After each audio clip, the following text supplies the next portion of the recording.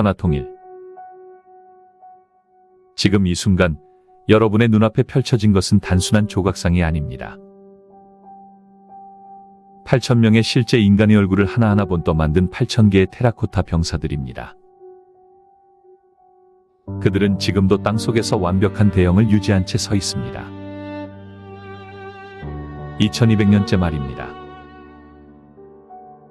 이 거대한 무덤을 만든 사람은 스스로를 황제라 불렀던 남자, 진시 황제입니다. 그는 세상의 모든 것을 손에 넣었습니다. 땅도 군대도 권력도 말입니다. 하지만 그에게는 단 하나, 절대 손에 넣을 수 없는 것이 있었습니다. 그것은 바로 영생입니다. 오늘 우리가 이야기할 것은 단순한 황제의 이야기가 아닙니다. 인류 역사상 가장 강력했던 한 인간이 죽음 앞에서 어떻게 무너져 갔는가, 그리고 그 집착이 어떤 기괴한 역사를 만들어냈는지 호기심의 세상으로 떠나봅니다. 기원전 259년 한 아이가 태어납니다. 이름은 영정입니다. 그런데 이 아이의 출생 배경은 평범하지 않습니다.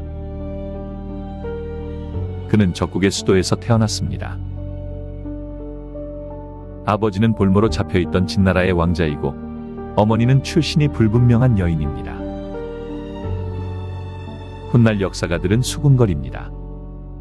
저 아이의 아버지가 진짜 왕족이 맞긴 한가? 그 소문은 평생 그를 따라다닙니다. 13살 되던 해에 영정은 왕위에 오릅니다. 하지만 권력은 자신의 것이 아니었습니다. 실권은 섭정과 어머니의 측근들이 쥐고 있었습니다. 영정은 숨을 죽이고 훗날을 기약합니다. 조용히 그러나 날카롭게 말입니다. 그리고 22살 되던 해에 그는 직접 칼을 듭니다. 반란을 제압하고 자신을 조종하려 했던 자들을 모두 숙청합니다. 그 순간부터 영정은 더 이상 어린 왕이 아니었습니다. 당시 중국은 7개의 나라로 갈기갈기 찢겨 있었습니다. 한, 위, 초, 연, 조, 제 그리고 진나라입니다. 수백 년 동안 이 나라들은 서로를 죽이고 빼앗고 배신해왔습니다.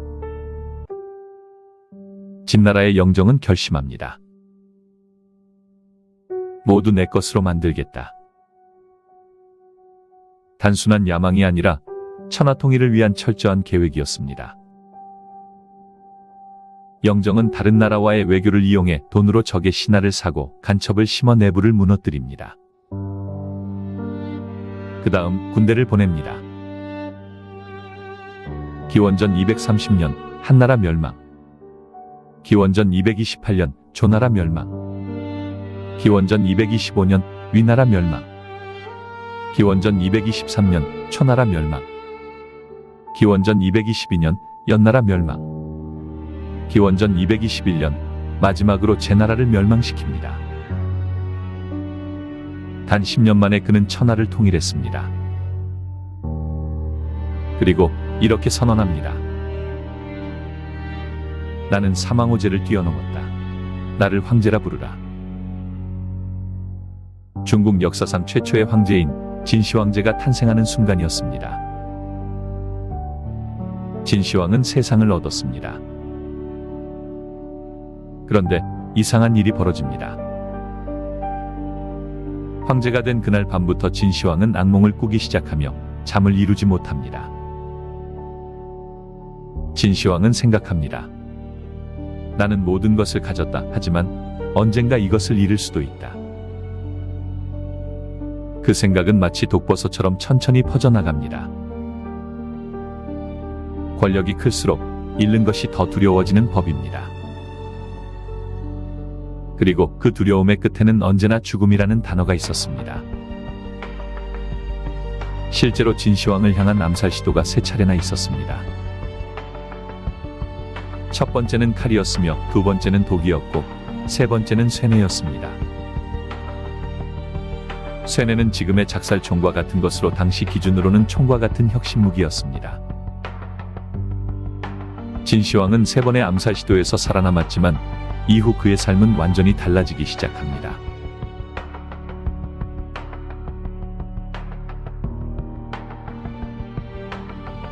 불로장생. 기원전 219년 진시황제는 국가 전체에 명령을 내립니다. 불로장생의 비밀을 찾아라. 이것은 개인의 취향이 아닌 국가 프로젝트였습니다. 전국에서 내노라 하는 도사들이 몰려왔습니다. 연금술사, 점술가, 약초 전문가 등 수많은 사람들이 궁정을 찾아왔고 궁정은 마치 거대한 불로장생 연구소가 됩니다. 그들은 저마다 황제의 귀에 대고 속삭입니다. 폐하 동쪽 바다 너머에 복례산이 있습니다. 그곳에는 신선들이 살고 있으며 먹으면 평생 죽지 않는 불로초가 있다 합니다. 황제의 눈이 빛나며 묻습니다. 가지고 올 수 있느냐? 한 남자가 대답합니다. 제가 가져오겠습니다, 폐하. 남자의 이름은 서복입니다. 그는 황제 앞에 나아가 자신있게 말합니다. 신이 직접 바다를 건너 불로초를 구해오겠습니다. 황제는 묻습니다. 그래, 무엇이 필요한가? 서복은 조금도 망설이지 않고 대답합니다. 동남동녀 3,000명과 식량, 장인, 씨앗, 그리고 출발을 위한 선박도 필요합니다.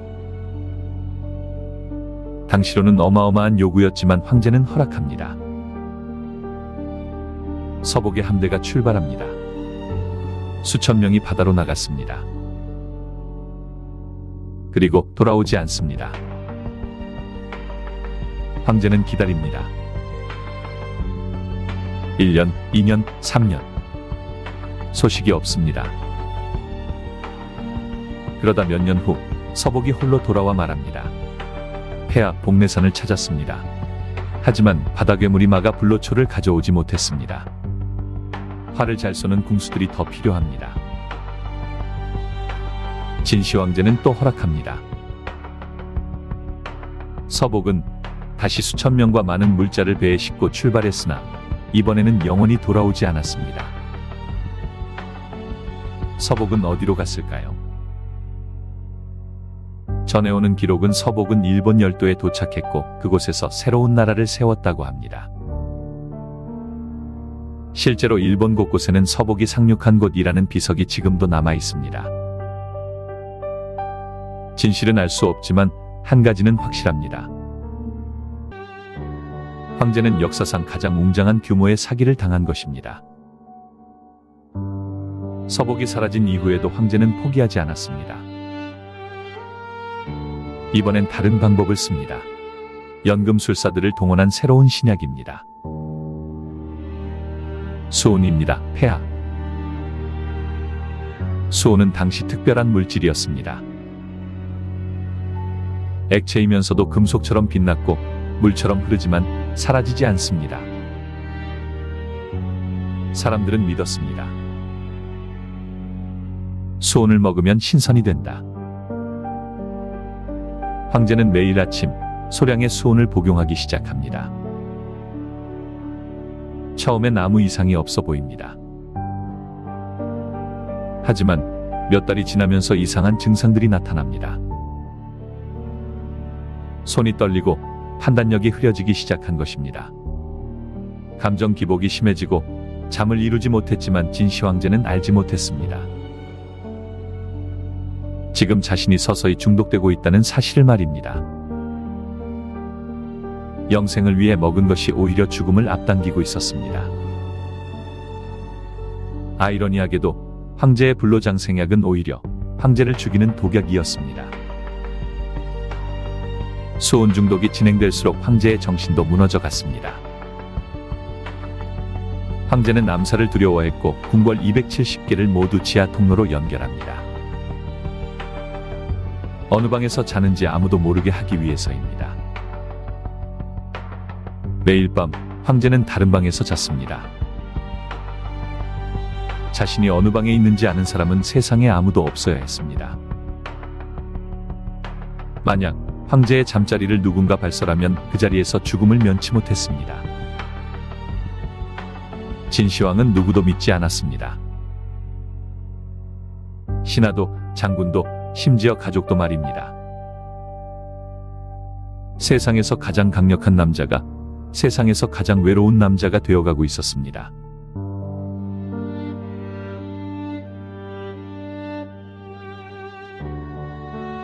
죽음을 위한 군대. 병마용. 황제는 새로운 계획을 세웁니다. 죽음을 이길 수 없다면 죽은 뒤에도 황제이면 된다. 그의 무덤 건설이 시작됩니다. 이것은 단순한 무덤이 아니었습니다. 황제가 즉위한 13살부터 무덤 공사는 이미 시작되고 있었습니다. 무려 38년 동안 무덤을 만들기 위한 공사가 진행됐습니다. 동원된 인원은 70만 명 이상으로 역사적으로 한 번도 본 적 없는 것이 만들어집니다. 테라코타로 만든 군대 병마용입니다. 병마용의 규모가 어느 정도냐면 전차를 끄는 전투마가 150마리이며 보병, 궁수, 장군을 포함한 병사가 8,000명 이상입니다. 그런데 병마용은 단순히 숫자만 많은 게 아닙니다. 이 병사들은 모두 얼굴이 다릅니다. 발굴 당시 학자들이 충격을 받은 이유가 바로 이것입니다. 당시 실제 병사들의 얼굴을 본떠 하나하나 수작업으로 만들었습니다. 8,000명 중 똑같은 얼굴이 단 하나도 없었습니다. 표정도, 머리 모양도, 수염의 형태도 말입니다.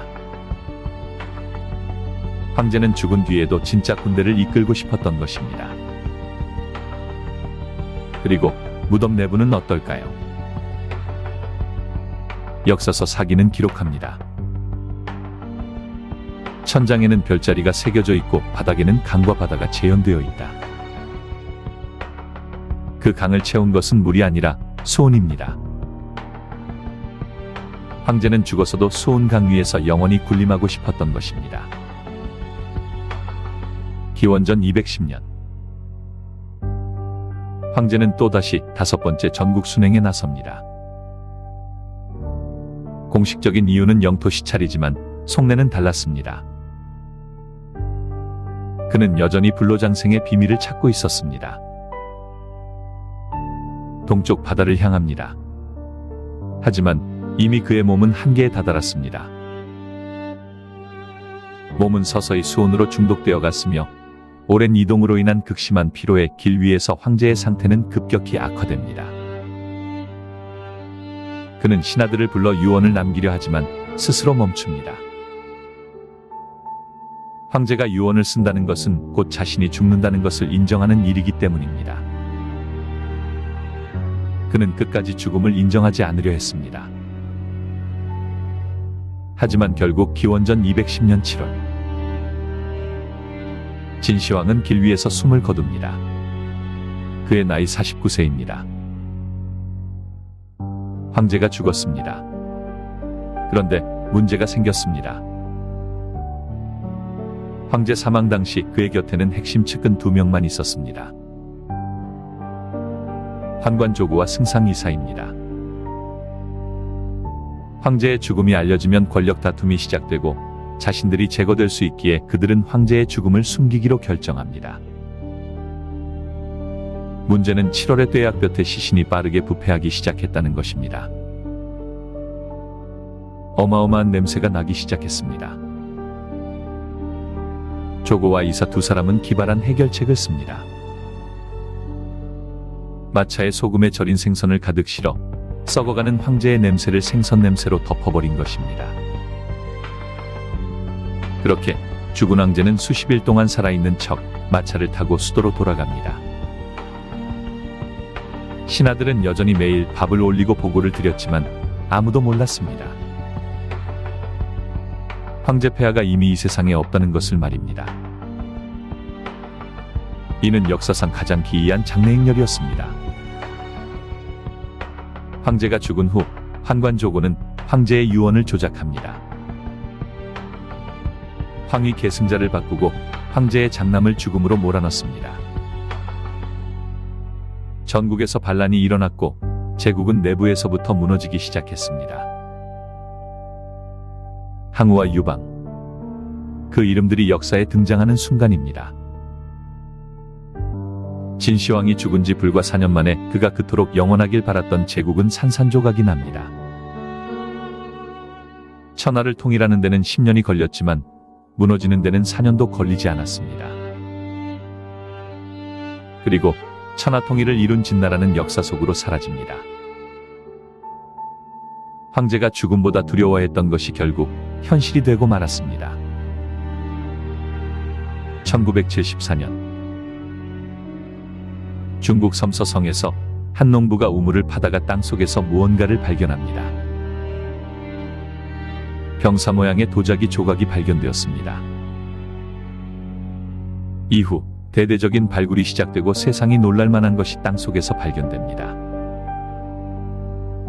8,000명의 병마용입니다.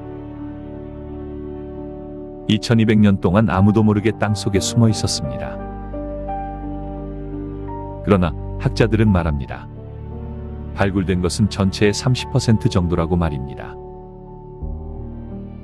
나머지 70%는 아직도 땅속에 있습니다. 황제의 실제 무덤과 능침은 아직 열리지 않았습니다. 내부가 어떤 모습인지 아직 아무도 보지 못했습니다. 2200년 전 역사가가 기록한 것처럼 정말로 수온 강이 흐르고 있을까요? 진시황은 살아서는 세상을 정복했고 죽어서는 시간을 정복했습니다. 진시황은 그토록 원했던 영생을 얻지 못했지만 그의 이름은 오늘도 살아있습니다. 천하통일이라는 단어, 만리장성, 문자통일, 도량형통일, 그리고 황제라는 단어 말입니다. 그가 만든 것들은 지금도 중국 문명의 뿌리입니다. 어쩌면 진시황은 불로초 없이도 영생을 얻은 것일지 모릅니다. 죽음을 피하려고 몸부림치던 황제는 결국 죽었습니다. 하지만 그가 남긴 것들은 죽지 않았습니다. 진짜 영생을 주는 불로초는 세상에 없는 신비의 명약이 아니라 우리들 기억 속에 있는 것일지도 모릅니다. 세상의 호기심을 들여다보는 딱 아는 만큼이었습니다. 오늘도 영상이 유익하셨다면 좋아요와 구독 부탁드리고 다음에도 유익한 영상으로 찾아뵙겠습니다.